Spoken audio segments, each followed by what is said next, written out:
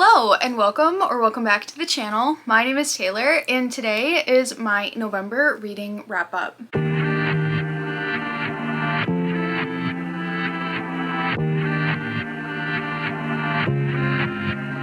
I did not read 21 books in the month of November.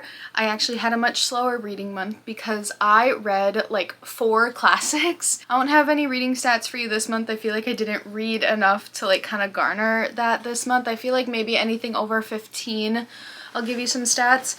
But yeah, I know for a fact I read 4 classics and that's really what ate up a lot of my time in November. But I really enjoyed it. I enjoyed my time and I don't think I will read that many classics in a month again, but really it's all about trial and error. Maybe some months I will, some months I won't. But if you like reading, don't forget to give this video a like and subscribe to the channel for more content like this. I am posting a video every single day in December and would love for you to come along on that journey with me.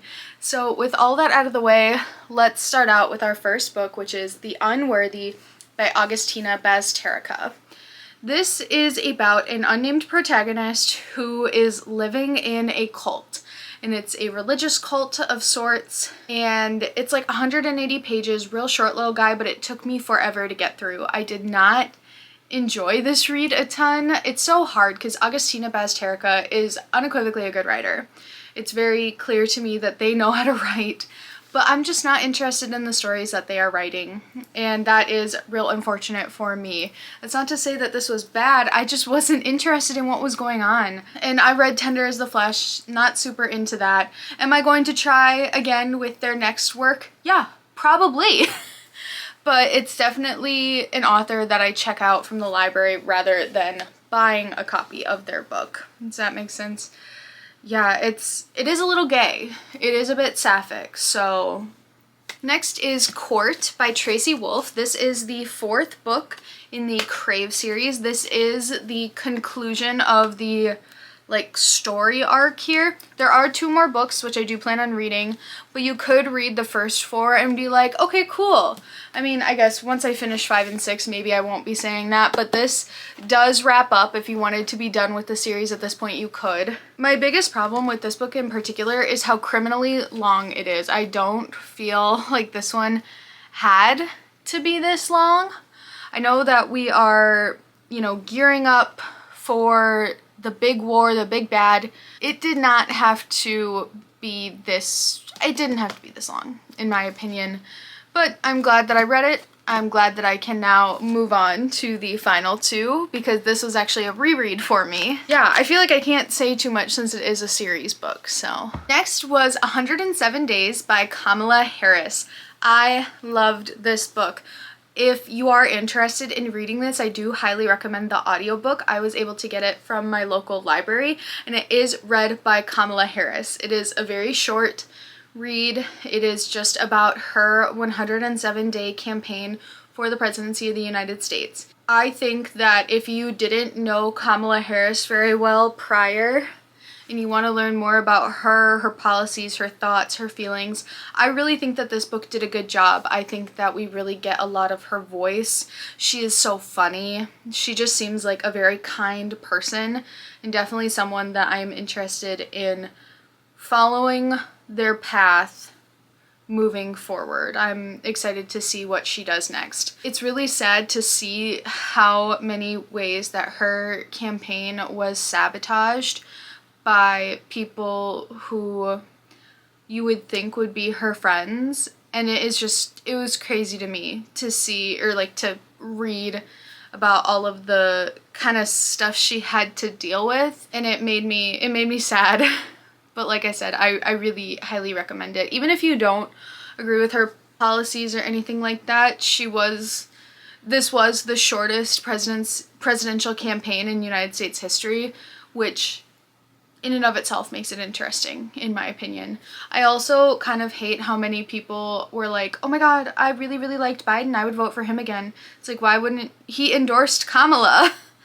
It feels a little silly, but I'm gonna get off my soapbox there. Next was This Side of Paradise by F. Scott Fitzgerald.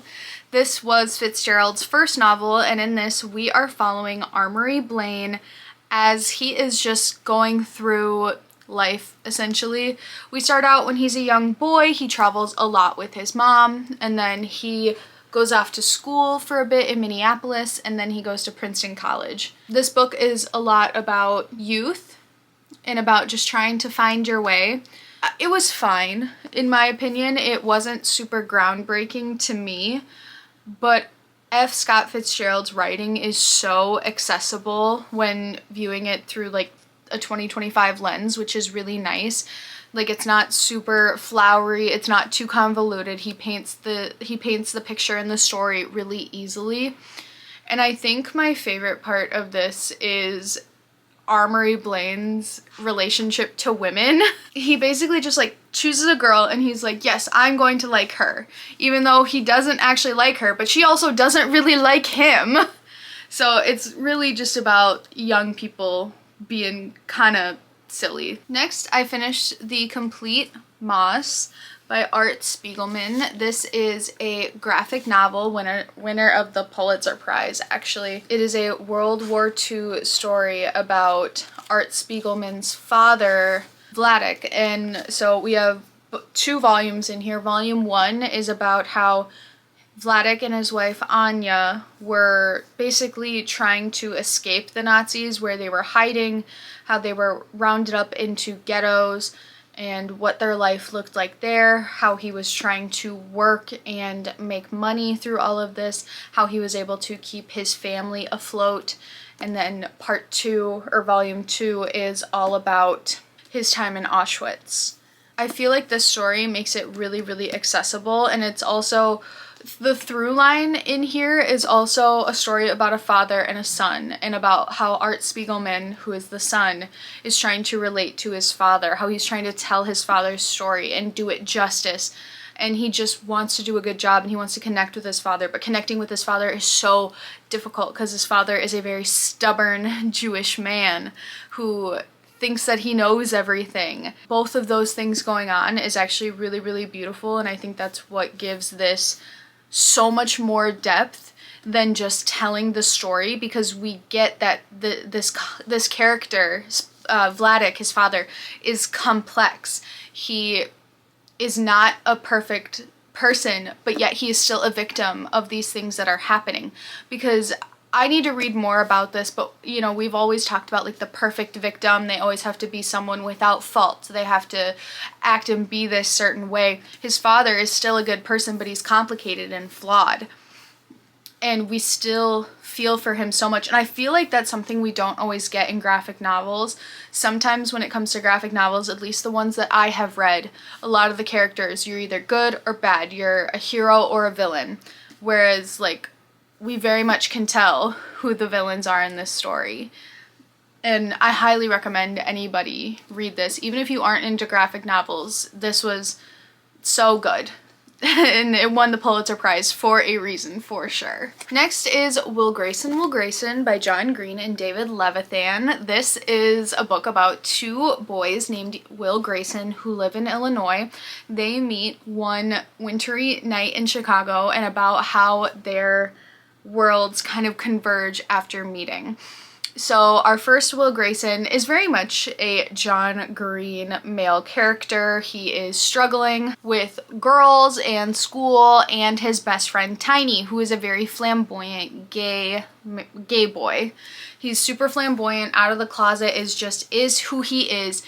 And Tiny is kind of like our guiding light through this story, how he is so confident in who he is and how he is not afraid to be like himself.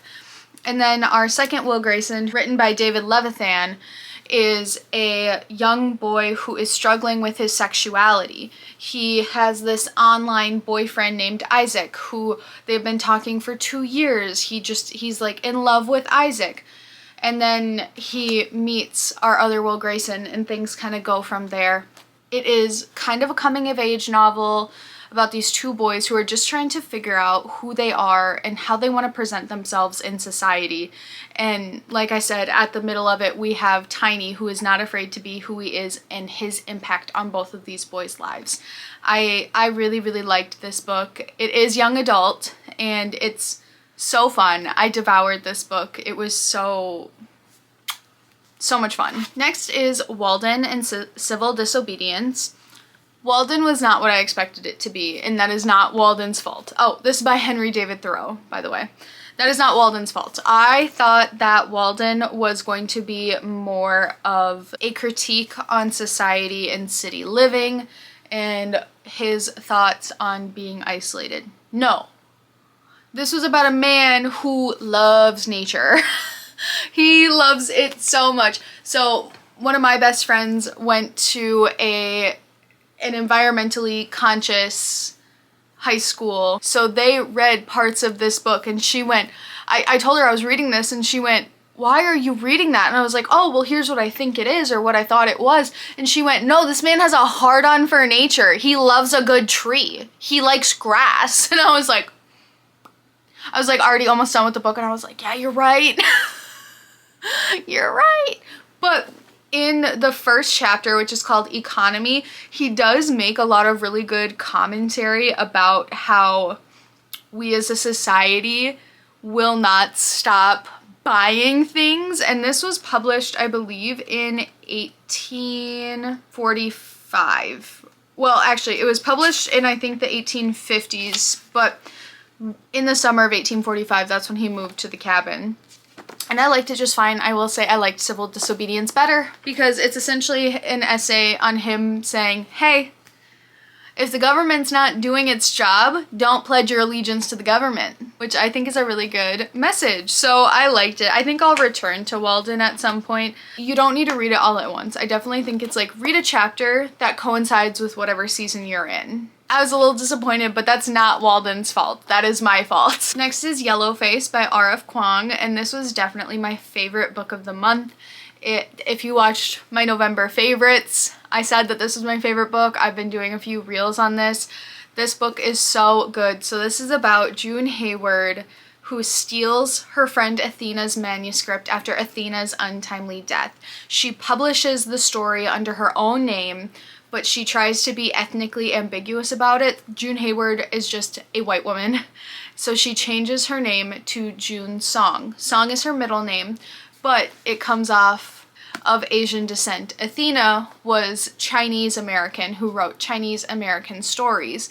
Now so then June published a Chinese historical fiction story, and people are like, ma'am, what connection do you have for like a story like that? And she's like, I just did so much research. We explore so many good things in this book about like who gets to be a bestseller, racism in the publishing industry. Honestly, so much audacity by June Hayward. We are in her mind. She is not a likable character. She is not supposed to be. She is annoying and racist, and she thinks that she is a victim, when in reality she just didn't write a good debut novel and she's jealous of Athena.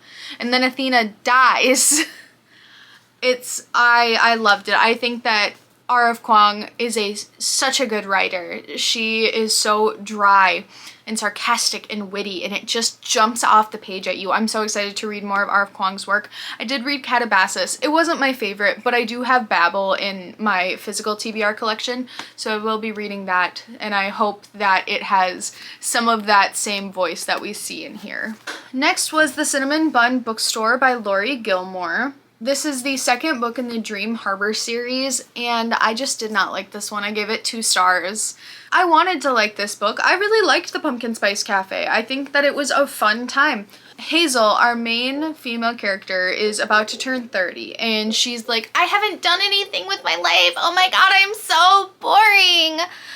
And then Noah, who has been having a crush on her for like a year, is like, oh my god, let me help you have a fun 2 months. So this book, the cover looks like it would take place in fall. It doesn't. It takes place mostly in August and September. So it is a summer novel. So I do think the book cover is a bit misleading. It was okay. One thing I really don't like in romance novels is when we weirdly infantilize women wearing granny panties. Wear what you want. I'm not saying that it's bad whatever underwear she's wearing. I don't like when men, specifically like our male characters, are like, oh, her plain cotton panties are turning me on. I'm like, something about that's not sitting right with me. I didn't like that. And then there was like this explicit scene where like they're making out and she was like, this liminal place between summer and fall. He's summer, I'm fall, and we're mingling together. And I was like, oh my god, you really thought you ate with that? Oh no. Like, this ain't working for me. So that one was not for me. I am going to read The Christmas Tree Farm because I have it on my Kindle, and I am weirdly in the mood for Christmas stories, which I'm not normally ever in the mood for those. Even like, well, obviously you read them in the month of December, but I've never really been like, yes, Christmas stories. But I have that one, and then I found a couple on my Hoopla that I could, you know, check out. Yoko Ogawa's The Diving Pool. This is 3 novellas or short stories. They're all about 55 pages long. So we have the first one, which is called The Diving Pool, about a girl who is in love with her foster brother. But they live at this place called the Lighthouse, where her family, her parents, have adopted all these foster children, or like they foster children. There's like 13 of them, I think, in total, and she is the only biological child of these 2 people, and she feels weird because she's like, why do I feel like they love these foster children more than me? And she also has to act as sort of like a pseudo parent to them, and she's also like kind of cruel, which is not great. The second one is called Pregnancy Diary, which is about a girl who is, through journal entries, tracking her sister's pregnancy because her sister has been acting weird while she's pregnant. And then the third one is called Dormitory. That one's about a woman who feels called back to her college dormitory for whatever reason, and her relationship with the manager of the dormitory. Yoko Ogawa's writing just has this edge to it that makes you feel so uneasy. These are not horror stories, but these will make you so uncomfortable.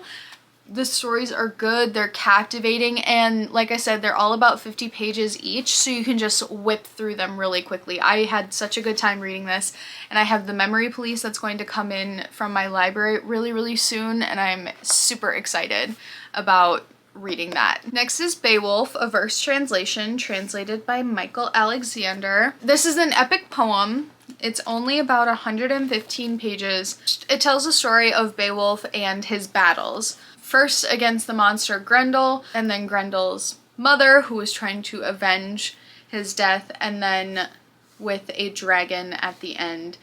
It's essentially, it reads very much like Vikings in a way, like, yes, men in their halls drinking mead and rejoicing about the fact that they are manly men and fought the big bad.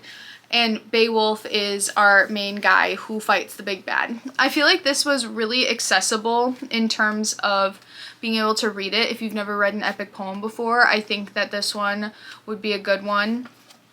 This also has a lot of parts that include like kind of Christianic language in it, because Beowulf is like, I can do this through the power of God, which is kind of cool. I just didn't feel a really big connection to this. I know that J.R.R. Tolkien has a really good translation, or at least people say that it's a really good translation of Beowulf. I think I would be interested in looking into that. It is a novelization version of it as well, which I don't know whether that would be good or bad, but I'm glad I read this. I thought it was interesting. I just didn't feel a strong connection to it. And then the last book I read for the month of November was Jane Eyre by Charlotte Bronte. Don't have a lot of thoughts on this book, to be honest with you. I thought that Jane Eyre was a really great, compelling, strong female character. I really liked how she kind of poked back at the men who tried to poke at her. I just have like some very odd feelings about the age gap with them. Like he's 35, she is I think 18 when she becomes a governess for his ward. I just didn't feel super connected to this story, and I don't know why. I really thought that I was going to like this. I mean, it's good, it's fine. If you want like an easily accessible classic, I would say this is absolutely one of them. This is just a bit long. I feel like we take a lot of time in every single scene. Like I feel that there was just a lot of places where this lulled for me.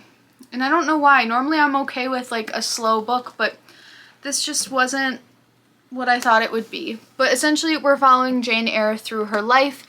It starts out when she is an orphan with her aunt and her children, and then they send her away to a charity school, like a religious charity school, and then she becomes governess for Mr. Rochester's child that was out of wedlock. And then Mr. Rochester falls in love with her, and then things kind of divulge from there. This book is quite old, but I don't want to spoil it for you just in case you want to read it. I know I'm not really selling it right now, but and those are all the books that I read in November. Let me know what you have been reading in the comments below. Don't forget to hit that like button and please subscribe to the channel. I am going to be posting videos the entire month of December and would love for you to come along on that journey with me. With all that said, I will see you guys next time. Bye!